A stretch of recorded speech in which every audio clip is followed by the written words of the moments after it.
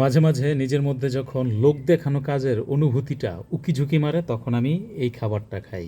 একজন সচেতন মানুষ হিসেবে এই খাবারটা যদিও এইভাবে খাওয়া কোনোভাবেই উচিত না, একেবারে শরীরের জন্য খুবই খারাপ, তাও বদঅভ্যাস।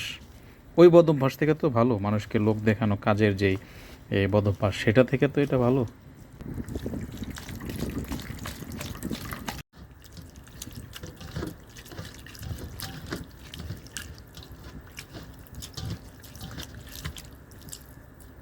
আমার কিন্তু ঝাল খাবার খাওয়ার খুব একটা অভ্যাস নাই বা ওরকমভাবে খাইতে পারি না, তবে ওই সিচুয়েশনে this is my favourite food.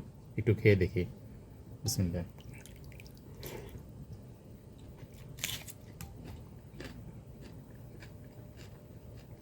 দুর্দান্ত স্বাদ, দুর্দান্ত স্বাদ। যারা এটা খান, খেয়ে অভ্যস্ত, তারাই বুঝবেন।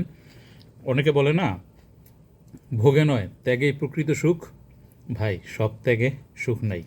খাওয়ার সময় এই মুহূর্তে আমি যেমন বিনোদন পাইতেছি, ও ত্যাগের সময় এর থেকেও বড় বিনোদন। সাবধান।